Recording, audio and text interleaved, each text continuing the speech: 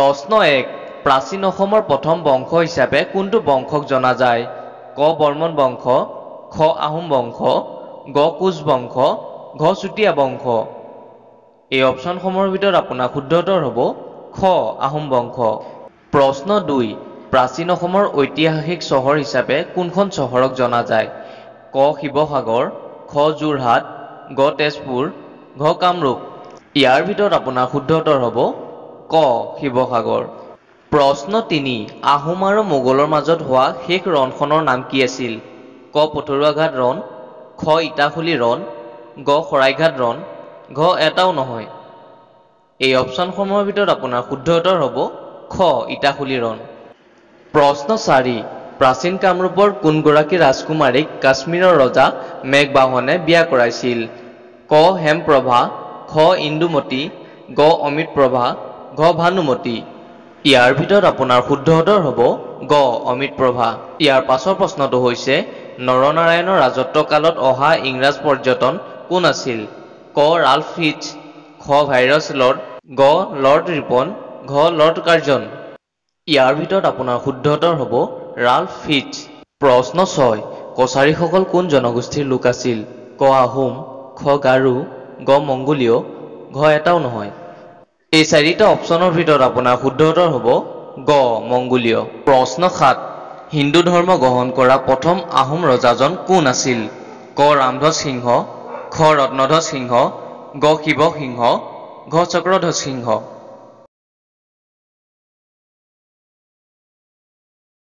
আপোনাৰ শুদ্ধ উত্তৰ হ'ব খ ৰত্নধ্বজ সিংহ ইয়াৰ পাছৰ প্ৰশ্নটো হৈছে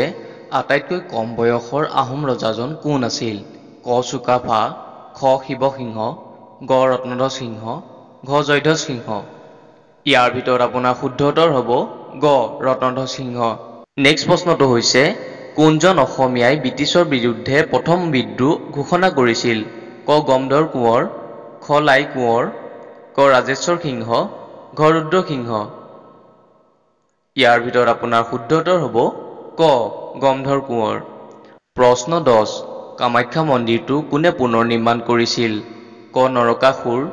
খ শিৱ সিংহ গ চিলাৰায় ঘ নৰনাৰায়ণ এই চাৰিটা অপচনৰ ভিতৰত আপোনাৰ শুদ্ধ উত্তৰ হ'ব ঘ নৰনাৰায়ণ ইয়াৰ পাছৰ প্ৰশ্নটো হৈছে মহাৰাজ নৰনাৰায়ণৰ আচল নামটো কি ক দুৰ্লভ খ মল্লদেৱ গ শুক্লধ্বজ ঘ ভট্টদেৱ এই অপচনসমূহৰ ভিতৰত আপোনাৰ শুদ্ধ উত্তৰ হ'ব খ মল্লদেৱ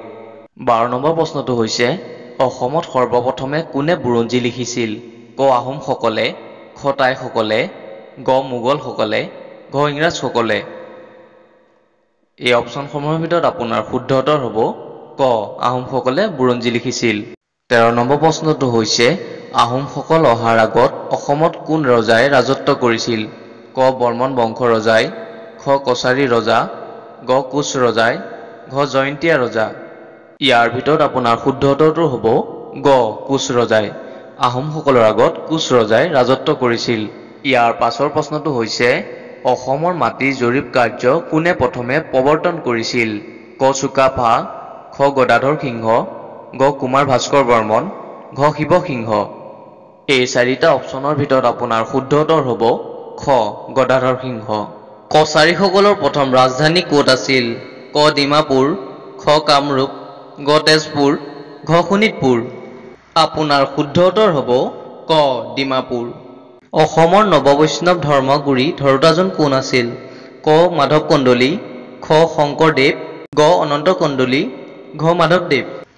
এই চাৰিটা অপচনৰ ভিতৰত আপোনাৰ শুদ্ধ উত্তৰ হ'ব খ শংকৰদেৱ প্ৰশ্ন 17 মোগলে কেইবাৰ অসম আক্ৰমণ কৰিছিল ক 5 বাৰ খ 7 বাৰ গ 12 বাৰ ঘ 17 বাৰ এই চাৰিটা অপচনৰ ভিতৰত আপোনাৰ শুদ্ধ উত্তৰ হ'ব ঘ 17 বাৰ 18 নম্বৰ প্ৰশ্নটো হৈছে শ্ৰীমন্ত শংকৰদেৱে ৰচনা কৰা কীৰ্তন কোনখন পুথিৰ সাৰাংশ ক ৰামায়ণ খ মহাভাৰত গ ভাগৱত ঘ এটাও নহয় এই অপচনসমূহৰ ভিতৰত আপোনাৰ শুদ্ধ উত্তৰ হ'ব গ ভাগৱত প্ৰশ্ন 19 সতী সাধনী কাৰ পত্নী আছিল ক লাচিত বৰফুকন খ নীতিপাল গ জয়ধ্বজ সিংহ ঘ গদাধৰ সিংহ এই চাৰিটা অপচনৰ ভিতৰত আপোনাৰ শুদ্ধ উত্তৰ হ'ব খ নীতিপাল। ২০ নম্বৰ প্ৰশ্নটো হৈছে জয়দ্ৰত বধ কাব্যখন কাৰ ৰচনা? ক শংকৰদেৱ, খ ৰাম সৰস্বতী, গ হেম সৰস্বতী, ঘ মাধৱ কন্দলী। এই চাৰিটা অপশ্যনৰ ভিতৰত আপোনাৰ শুদ্ধ উত্তৰ হ'ব খ ৰাম সৰস্বতী। ভাগৱত কোনে সংস্কৃতৰ পৰা অসমীয়ালৈ অনুবাদ কৰিছিল? ক মাধৱ কন্দলী, খ অনন্ত কন্দলী, গ শংকৰদেৱ, ঘ হেম সৰস্বতী। এই চাৰিটা অপশ্যনৰ ভিতৰত আপোনাৰ শুদ্ধ উত্তৰ হ'ব গ শংকৰদেৱ। হেম সৰস্বতীয়ে কোনখন গ্ৰন্থ ৰচনা কৰিছিল? ক ৰুক্মিণী হৰণ, খ পাৰিজাত হৰণ, গ প্ৰহ্লাদ চৰিত্ৰ,